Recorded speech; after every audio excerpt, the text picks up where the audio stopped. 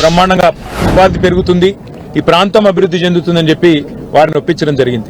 ఇవాళ ఆ కళ సాకారమై బ్రహ్మాండంగా పరిశ్రమ వచ్చి ఆ పరిశ్రమ 10 మందికి ఉపాధి కల్పించే స్థాయికి చేరడం చాలా చాలా సంతోషం. నేను ఒక విషయం గుర్తు చేస్తా ఉన్నా. మనము ఈ కాకతీయ మెగా టెక్స్టైల్ పార్కును పెట్టిన నాడు, ప్రారంభోత్సవం శంకుస్థాపన చేసిన నాడు భారతదేశంలో ఒక పాలసీ కూడా లేదు.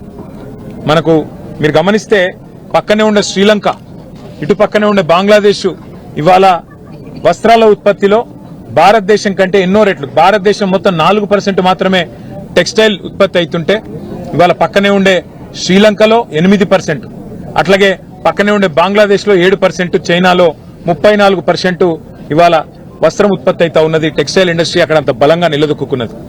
ఆ పరిస్థితి మారాలి, మన తెలంగాణ టెక్స్టైల్ కు ఒక హబ్ గా తయారు కావాలి అనే ఒక విజన్ తో కేసీఆర్ గారి నాయకత్వంలో కాకతీయ మెగా టెక్స్టైల్ పార్కును ఇక్కడ వరంగల్లో ఏర్పాటు చేయడం జరిగింది.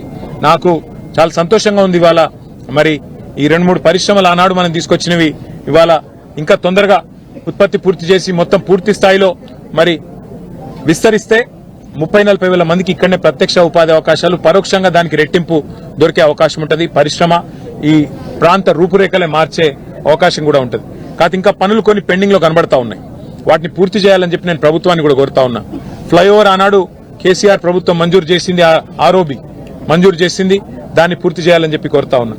అట్లాగే ఇంకా కొంత పార్కు లోపల కూడా drainage system, sewerage system, common facilities కూడా కొంత అప్పుడే శాంక్షన్ అయినాయి.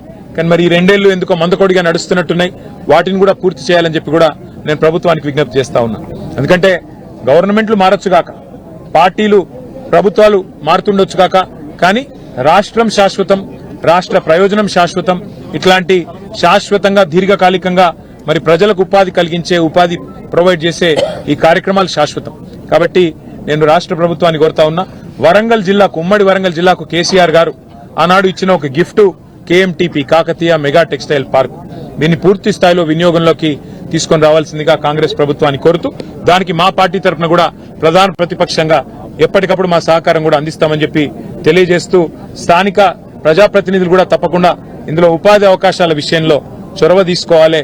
స్థానికులకే ఉపాధి అవకాశాలు దొరికే విధంగా కేసీఆర్ గారు ఆనాడు ఏదైతే మరి ఈ కార్యక్రమాన్ని రూపకల్పన చేసినారో దాదాపు 1500-1600 ఎకరాల్లో మేము ఒరిజినల్ గా ఈ కార్యక్రమాన్ని డిజైన్ చేయడం జరిగింది.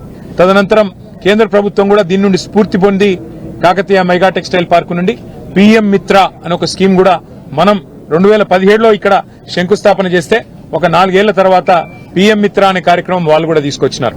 చాలా సంతోషం. ఇవాళ తెలంగాణ ఆచరిస్తుంది, దేశం అనుసరిస్తుంది అనే పద్ధతిలో, what Telangana does today India does tomorrow అనే పద్ధతుల్లో మనం పెట్టిన కాకతీయ మెగా టెక్స్టైల్ పార్కు ఇవాళ భారతదేశానికి ఆదర్శంగా నిలబడడం చాలా చాలా సంతోషం. అదేవిధంగా నేను మళ్ళీ ఒకసారి ప్రభుత్వాన్ని విజ్ఞప్తి చేస్తా ఉన్నా, పూర్తి స్థాయిలో పార్కును వినియోగంలో తీసుకొచ్చే విధంగా చొరవ చూపాలి. దానికోసం మా సహకారం ఎప్పటికీ ఉంటుందని చెప్పి కూడా తెలియజేస్తూ, మళ్ళొకసారి పెద్దలు కేసీఆర్ గారికి, ఎందుకంటే వారి విజన్ కి, వారి దార్శనికతకి, వరంగల్లో తిరిగి మళ్లీ ఆజంజాహీ మిల్లు పోయిన తర్వాత తిరిగి మళ్లీ ఆ స్థాయిలో వరంగల్ని నిలబెట్టాలనే కేసీఆర్ గారి దార్శనికతకు కూడా మరొకసారి నేను వారికి ధన్యవాదాలు తెలియజేస్తూ, మీడియా మిత్రులు కూడా పెద్ద ఎత్తున సహకరించారు, వారికి కూడా ధన్యవాదాలు, నమస్కారాలు.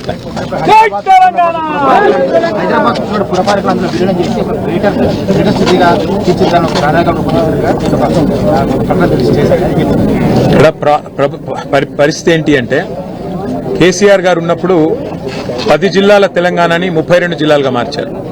కేసీఆర్ గారు ఉన్నప్పుడు మరి కొత్త రెవెన్యూ డివిజన్లు ఏర్పాటు చేసినారు, కొత్త పురపాలికలు ఏర్పాటు చేశారు, తాండాలను అప్గ్రేడ్ చేసి గ్రామ పంచాయతీలుగా చేసి 8,800 గ్రామ పంచాయతీల్ని 12,800కు చేర్చినాం. అంటే మేమేమో అధికారాన్ని వికేంద్రీకరించే ప్రయత్నం చేశాం, ప్రజల దగ్గరికి ప్రభుత్వాన్ని తీసుకొని పోయే ప్రయత్నం చేశాం. మరి వాళ్ళ ప్రభుత్వం ఎవరితో చర్చించిందో తెలియదు, ఎందుకంటే అక్కడ మున్సిపాలిటీలు ఎక్కడ ఈరోజు తీర్మానాలు జరగలేదు. ఏ ఒక్క మున్సిపాలిటీ నుంచి కూడా కనీసం తీర్మానం కూడా తీసుకోలేదు. పోనీ మున్సిపాలిటీలు కొలువు తీరి లేవు కాబట్టి పోనీ ప్రజలతో అభిప్రాయం సేకరించినరా ప్రత్యక్షంగా అంటే ప్రజల అభిప్రాయం తీసుకోలేదు. పోనీ అఖిల పక్షం పెట్టి ఆల్ పార్టీ అభిప్రాయం తీసుకున్నారా, అది చేయలేదు. పోనీ శాసనసభ పెట్టి శాసనసభ్యుల అభిప్రాయం తీసుకున్నారా, అది చేయలేదు. మరి ఎవరి ప్రయోజనాల కోసం, ఎవరి ఎజెండా కోసం, ఎవరి శాశ్వత దీర్ఘకాలిక మరి ఆలోచనల కోసం ఈ ప్రభుత్వం పనిచేస్తున్నదో మాకైతే తెలియదు. ఏ కారణం చేత ఈ ప్రతిపాదన ఇచ్చారు కూడా తెలియదు. బహుశా నేను అనుకోవడం అయితే కేవలం కొంతమంది రియల్ ఎస్టేట్ వ్యాపారులు, దళారులు వారి ప్రయోజనాల కోసం మాత్రమే ఈ ప్రభుత్వం పనిచేస్తున్నదనేది స్పష్టంగా కనబడతా ఉంది. మీరు చూడండి, ఇవాళ Hyderabad industrial lands transformation policy అని ఒక పాలసీ తెచ్చినారు. ఏముందా పాలసీలో? స్పష్టంగా మీరు చూస్తే ఒకటే కనబడతా ఉంది.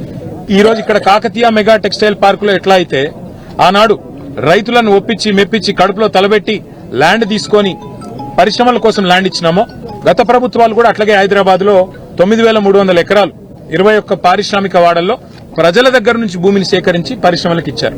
ఇప్పుడు ఉదాహరణకు నేను ఇక్కడ చెప్తే మీకు అర్థమవుతుంది. ఇప్పుడు కిటెక్స్ వాళ్ళకి ల్యాండ్ ఇచ్చినాం 300 ఎకరాలు 400 ఎకరాలు, యంగ్ వన్ కు ల్యాండ్ ఇచ్చినాం 300-400 ఎకరాలు. ఒక 10 ఏళ్ల తర్వాత కిటెక్స్ అయినా యంగ్ వన్ అయినా వచ్చి అన్న అప్పుడు వరంగల్ విస్తరిస్తుంది, ఇంకా ఇక్కడ దాకా వస్తుంది. ఇదంతా ఈ వద్దు పరిశ్రమ ఎత్తేస్తాం, దీన్ని మేము అపార్ట్మెంట్లు కట్టుకుంటాం, ఇక్కడ మాల్ కట్టుకుంటాం అంటే సమ్మతమా? రైతుల దగ్గర తక్కువ ధరకు తీసుకొని వాళ్ళకు తక్కువ ధర ఇచ్చి మరి ఇవాళ వీళ్లకు సబ్సిడీ మీద పరిశ్రమలకు భూములు ఇచ్చిన తర్వాత మనం ఏం ఆశిస్తాము? పరిశ్రమ నడవాలి, ఉపాధి దొరకాలి, మన పిల్లలకు ఉద్యోగాలు రావాలి, రాష్ట్ర ఆదాయం పెరగాలని కోరుకుంటాం. కానీ ముఖ్యమంత్రి రేవంత్ రెడ్డి గారు ఏమంటున్నారు? అట్లా కాదట. ఇప్పుడు కిటెక్స్ ఆయన ఒకవేళ దెబ్బనొచ్చి, అంటే కిటెక్స్ అంటే ఎగ్జాంపుల్ చెప్తున్నా, ఇదే అనేరు మీరు హైదరాబాద్ లో ఉండే పరిశ్రమ వాళ్ళు వచ్చి అన్న ఇగో మేము అపార్ట్మెంట్లు కట్టుకుంటాము, మాల్స్ కట్టుకుంటాము అంటే వాళ్లకు అడ్డికి పావు షేర్. రిజిస్ట్రేషన్ ధర 10,000 అయితే నువ్వు 3,000 కట్టు చాలు, నువ్వు కట్టుకోపోయేది కట్టుకో అని ఇలా రేవంత్ రెడ్డి గారు అంటున్నారు. నేను అంటున్నా, హైదరాబాద్ వరంగల్ లాంటి జాగల్లో, వరంగల్ లాంటి నగరాల్లో ఇవాళ పార్కుకు జాగలేదు, పార్కింగ్ కు జాగలేదు, బొందలగడ్డకు జాగలేదు, ఇల్లు కడదామంటే జాగలేదు, వీటి వేటికి జాగలొద్దట. కానీ పారిశ్రామికవేత్తలు మాత్రం వాళ్ళు అడ్డికి పావు షేర్ కొనుక్కున్న ఆనాడు తీసుకున్న భూములు, ప్రభుత్వం ఇచ్చిన భూములు వాళ్ళు ఇష్టం వచ్చినట్టు అమ్ముకుంటే మాత్రం రేవంత్ రెడ్డి గారు పచ్చజెండా ఊపుతా ఉన్నాడు. 9,300 ఎకరాల భూమి, దాదాపు 5 లక్షల కోట్ల విలువైన ఆస్తి.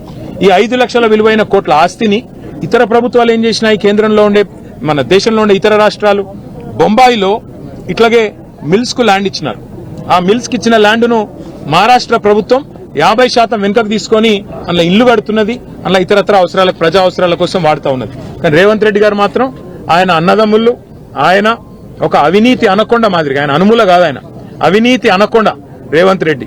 ఆ అవినీతి అనకొండ యొక్క విశ్వరూపం ఏంటంటే 5 లక్షల కోట్లు దొబ్బుకపోయేందుకు తెలంగాణ ప్రజల ఆస్తి ఇవాళ ఉద్దేశపూర్వకంగా పరిశ్రమలకు గత ప్రభుత్వాలు ఇచ్చిన భూములను ప్రైవేటు వ్యక్తులకు దారాదత్తం చేస్తూ, ప్రైవేటు వ్యక్తుల చేతుల్లో ఇవాళ మాల్స్ కట్టుకోవడానికి, అపార్ట్మెంట్లు కట్టుకోవడానికి విశృంఖలంగా వేల కోట్ల రూపాయలు